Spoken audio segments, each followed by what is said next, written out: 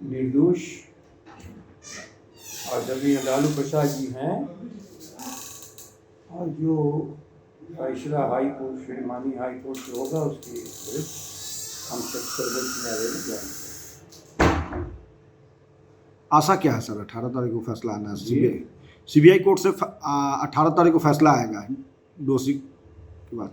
वो चीज़ें बिल्कुल, छोटी कोर्ट का फैसला होगा तो हम हाई कोर्ट में जाएंगे, हाई कोर्ट का फैसला होगा तो सुप्रीम कोर्ट में जाएंगे। अंतिम रूप से जब तक माननीय न्यायपालिका के आदेश नहीं हो जाते हैं तब तक हम लोग आशा करते हैं कि न्याय मिलेगा ही। इस देश के सांप्रदायिक एकता के प्रतीक आदरणीय लालू प्रसाद जी को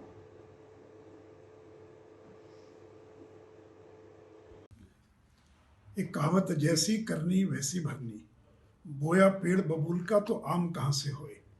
देखिए, लालू यादव ने सत्ता में रहते हुए जिस तरह से गरीबों को लूटने का काम किया, उसी का परिणाम है कि 5वां मामला जिसमें उनको सजा हुई है। और ये जो डोरंडा ट्रेजरीज के घोटाले का मामला है, 136 करोड़ रुपए का ये मामला है। ये 136 करोड़ उस जमाने का है। आज से अगर उसको जोड़े तो आज उसकी कीमत करीब 765 करोड़ रुपये होगी। और ये जो कहते हैं कि राजनीतिक विद्वेष से मुझे फंसा दिया गया, तो लालू जी, ये 5वां मामला जिसमें कोर्ट ने आपको दोषी करार दिया है। और आप तो स्वयं रेल मंत्री थे जब ये मामला चल रहा था। और चार्जशीट फाइल किसके राज में हुआ? जब देवगौड़ा देश के प्रधानमंत्री थे उस समय आपके ऊपर इस मामले में चार्जशीट फाइल हुआ। किदवई साहब बिहार के राज्यपाल थे जब उन्होंने आदेश दिया FIR दर्ज करने का। और अगर इनका वश चलता तो मामले को इन्होंने रफा दफा कर दिया होता। ये तो पटना हाईकोर्ट ने CBI जांच का आदेश दिया, और अगर हम लोग PIL दाखिल नहीं किए होते तो मामला रफा दफा हो गया होता। इन लोगों ने तो एक जांच कमेटी बनाकर पूरे मामले को रफा दफा करने का पूरा प्रयास किया। लेकिन पटना हाईकोर्ट ने जब CBI जांच का आदेश दिया तो लालू जी इसके खिलाफ में सुप्रीम कोर्ट चले गए। और सुप्रीम कोर्ट ने न केवल CBI जांच को बहाल रखा, बल्कि कहा कि पटना हाईकोर्ट इसके मॉनिटरिंग करेगा। अगर डॉक्टर AK विश्वास जैसे CBI के पदाधिकारी नहीं होते, राकेश अस्थाना नहीं होते जब भी राजद के राष्ट्रीय अध्यक्ष लालू प्रसाद यादव जी को डोरंडा कोषागार से अवैध निकासी मामले में दोषी पाया गया है। इससे पहले भी अन्य मामलों में वो दोषी पाए गए हैं, जेल की सलाखों के पीछे भी रहे। स्वास्थ्य व अन्य कारणों से अभी बेल पर बाहर हैं, लेकिन एक बार फिर से जेल की हवा खानी पड़ेगी। न्यायालय के फैसले का हर किसी को सम्मान करना चाहिए, लेकिन उनके समर्थक, उनके पार्टी के नेता फिर से एक बार वही स्क्रिप्ट सुनाएंगे कि अन्याय हुआ है, लालू प्रसाद यादव जी को फंसाया गया है, न्याय मिलना चाहिए। अरे भाई, जस करनी तस भरनी, जो जैसा करेगा वो वैसा भरेगा। अगर दोषी हैं तो सजा हुई है, न्यायालय के फैसले का सम्मान करना सीखिए।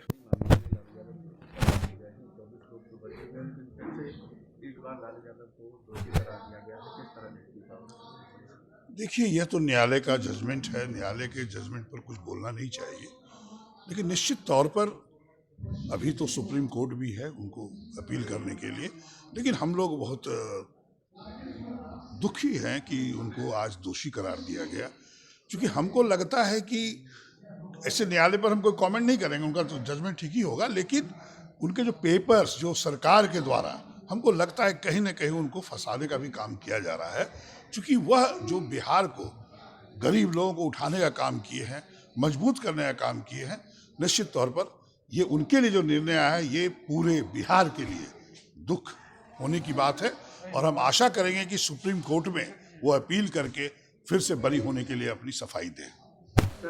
नहीं, महागठबंधन का अब क्या मतलब है मैं नहीं जानता। कांग्रेस पार्टी 2400 सीट पे चुनाव लड़ रही है। ये तो तय 10-15 दिन पहले दिल्ली में हो गया, जब आदरणीय तेजस्वी यादव जी, लालू यादव जी हमारे आदरणीय से मिल के निकले और उन्होंने सब सीटों को अनाउंस कर दिया। तो कांग्रेस पार्टी राष्ट्रीय पार्टी है, सबसे बड़ी पार्टी। हम लोग तो भारतीय जनता पार्टी को रोकने के लिए गठबंधन किए हैं, विचारधारा का गठबंधन है, अभी भी विचारधारा गठबंधन है। लेकिन हम लोग जब सब सीटों पर लगे तो कांग्रेस इससे मजबूत होगी। और आप देखिए, मैं अभी स्पीच में बोला हूँ, मेंबरशिप आप लोग जम के कीजिए बिहार में। अगर आप लोग मेंबरशिप बहुत अच्छा करेंगे, हम लोग अकेले चुनाव लड़ेंगे और सरकार बनाने का काम अभी करेंगे। फिलहाल कब तक लिस्ट जारी होगी, क्योंकि कयास ये लगाया जा रहा है कि 20 फरवरी तक कांग्रेस की लिस्ट आ जाएंगे, कुछ लोगों का नाम आएगा? नहीं, अभी देखिए चुनाव की घोषणा नहीं हुई। हम लोगों ने लिस्ट जो 56 व्यक्तियों ने जो आवेदन दिया था, उसमें ऑब्जर्वर हम लोगों ने नियुक्त किया था 2400 सीट पर।